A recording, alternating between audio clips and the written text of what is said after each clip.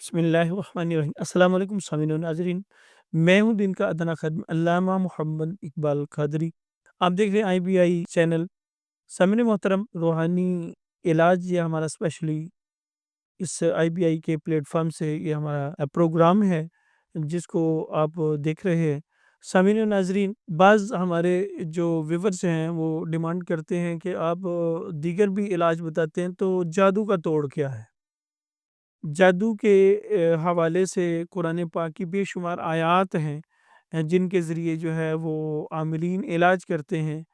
ان میں سے 90% تو میرے جو سننے والے ویورز ہیں یہ خود بھی علاج کر سکتے ہیں۔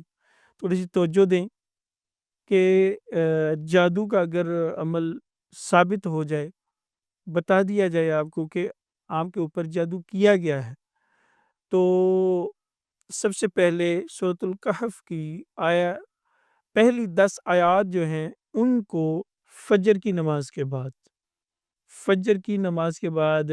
سورۃ الکہف کی پہلی 10 آیات اور فجر کے بعد اور نماز مغرب کے بعد پہلی 10 آیات پڑھنی ہے ایک دفعہ فجر کے بعد، فجر کی نماز کے بعد، اور ایک دفعہ نماز مغرب کے بعد، اور اس کے ساتھ ساتھ چاروں کل جو ہیں 30ویں پارے کے اندر جو چاروں کل شریف ہیں وہ پڑھنی ہیں صبح اور شام ایک ایک دفعہ، اور آیت الکرسی پڑھنی ہے۔ یہ یعنی 3 وظیفے، 3 اوراد، 3 ورد جو ہیں یہ کرنے ہیں فجر کی نماز کے بعد۔ نمبر 1 سورۃ الکہف کی پہلی 10 آیات پڑھنی ہے ایک دفعہ۔ نمبر 2 4 کل شریف پڑھنے ہیں، اور نمبر 3 آیت الکرسی پڑھنی ہے۔ پڑھ کے تو اپنے اوپر دم کر لینا ہے صبح فجر کے بعد اور نماز مغرب کے بعد شام کو، اور یہ عمل کرنا ہے 41 دن تک۔ اگر یہ 41 دن تک انشاءاللہ یہ عمل کریں گے تو انشاءاللہ جادو کا جو علاج ہے وہ 90% آپ خود کر سکیں گے۔ بعض دفعہ ایسا ہوتا ہے کہ جادو کا وار ہی بہت شدید تر ہے، کہ جو بہت زیادہ تیز جادو کیا گیا ہو، بہت سخت وار کیا گیا ہو، تو پھر اس کے لیے آپ اچھے باعمل عاملین جو ہیں جو قرآن و سنت کی روشنی میں اس کا علاج بتائیں، آپ ان کی طرف بھی رجوع کر سکتے ہیں۔ لیکن یہ جو میں نے سورۃ کہف، 4 کل شریف اور آیت الکرسی بتایا ہے، یہ بھی بڑا مؤثر علاج اور روحانی ایک ایٹم بم کی حیثیت سے یہ حیثیت رکھتا ہے۔ سامعین محترم، غلط لوگوں کے پاس نہ جائیں، اور جہاں تک ہو سکے تو آپ روحانی علاج قرآن و سنت کی روشنی میں اپنا کریں اور کروائیں، کیونکہ لا یعنی جو باتیں ہیں، یعنی جن کا قرآن و حدیث سے ثبوت ہی کوئی نہیں ہے، وہ چیزیں پڑھ کے تو ان کے ذریعے پھر فائدہ بھی کوئی نہیں ہوتا، اور جو غلط قسم کے جو بد عمل لوگ ہیں وہ مارکیٹ میں بیٹھے ہوتے ہیں، وہ کیا کرتے ہیں کہ وہ پیسے بٹورتے ہیں، اور ہم جو مریض ہوتا ہے، جو پریشان ہوتے ہیں مرض کی وجہ سے، تو ان کو علاج چاہیے ہوتا ہے تو وہ در در کی ٹھوکریں کھاتے ہیں۔ کوشش یہ کرنی چاہیے کہ قرآن اور سنت کی روشنی میں اپنا علاج کریں جادو کا۔ تو یہ 3 چیزیں جو میں نے عرض کی ہیں، یہ تینوں چیزوں کو 41 دن تک کریں تو انشاءاللہ اللہ تعالیٰ کی بارگاہ میں امید ہے کہ آپ کا جادو والا اسیب والا جو عمل ہے انشاءاللہ وہ ختم ہو جائے گا۔ اور جس طرح میں نے عرض کیا کہ آپ روحانی عاملین جو باعمل ہیں اور امت کے خیر خواہ بھی، ہم ان کی طرف بھی رجوع کر سکتے ہیں۔ سامعین و ناظرین، آمد رمضان ہے، تو ہماری جو ٹیم ہے، ہمارے پروڈیوسر جو ہیں، انہوں نے یہ بھی جو ہے مشورے میں کہا کہ آمد رمضان ہے تو آمد رمضان کے حوالے سے امت مسلمہ تک ایک میسج ڈلیور کریں کہ کس طرح رمضان گزاریں۔ تو سب سے پہلے گزارش تو یہ ہے کہ رمضان کیسے گزاریں، یہ میری علامہ محمد اقبال قادری کی اپنی لکھی ہوئی بک بھی یوٹیوب پہ گوگل کریں تو مل جائے گی۔ رمضان کیسے گزاریں بائی علامہ محمد اقبال قادری۔ تو یہ دوسرا، دیگر علماء کی بکس بھی آپ کو نیٹ پہ اویلیبل ہوں گی۔ یہ جو رمضان سنت کے مطابق گزارنے کا طریقہ ہے، کیسے گزارے رمضان؟ تو سب سے پہلے تو یہ کرنا ہے کہ رمضان المبارک کے روزوں کا اہتمام پابندی سے کرنا ہے، کہ روزہ رکھنا ہے، کوشش کریں جیسی بھی حالت ہے روزہ نہ چھوڑیں، کہ رسول کریم صلی اللہ علیہ وآلہ وسلم نے ارشاد فرمایا، بلکہ قرآن پاک میں اللہ تعالیٰ نے فرمایا شہر رمضان الذی انزل فیہ القرآن، کہ رمضان ایسا مہینہ ہے جس میں قرآن پاک نازل ہوا۔ کتنی برکتوں والا مہینہ ہے۔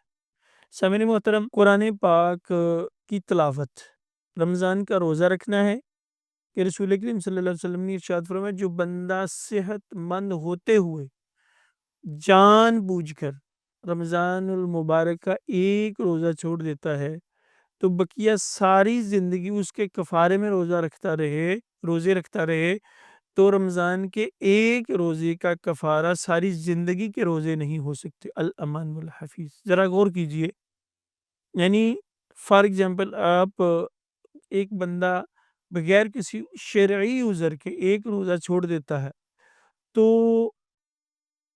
اس کے کفارے کے طور پہ وہ 40 سال 30 سال بقیہ زندگی نفلی روزے رکھتا ہے تو رمضان کے ایک روزے کا ثواب اب اس کو جو جتنا ملنا تھا اس کے برابر 30 سال 40 سال 50 سال کے روزے رکھے گا بھی تو وہ یہ کفارہ پورا نہیں ہو سکتا۔ یہ رمضان المبارک کے مہینے کے ایک روزے کا مقام و مرتبہ ہے۔ سامعین محترم، ایسے ہی رسول دو عالم صلی اللہ علیہ وآلہ وسلم نے ارشاد فرمایا تَصُومُوا تَصِحُّوا، روزہ رکھو صحت ملے گی، مشکوٰۃ شریف کی حدیث ہے۔ تو روزہ رکھنے سے صحت ملتی ہے۔ ہمارے ہاں کیا ہے کہ لوگ کہتے ہیں کہ جناب روزہ رکھنے سے نا ویکنس پیدا ہوتی ہے، تو روزے کے افیکٹ ہوتے ہیں، اثرات ہوتے ہیں، کمزوری ہوتی ہے۔ تو یہ پوچھا جاتا ہے نا علماء سے کہ روزے کیوں فرض کیے گئے ہیں؟ اصل میں رمضان المبارک کے روزے جو فرض کیے گئے ہیں ان میں ایک حکمت علماء نے یہ بیان فرمائی ہے، تو قرآن پاک میں اللہ تعالیٰ فرماتا ہے رمضان کے روزے رکھو کیوں؟ لعلکم تتقون، تاکہ تم متقی بن جاؤ۔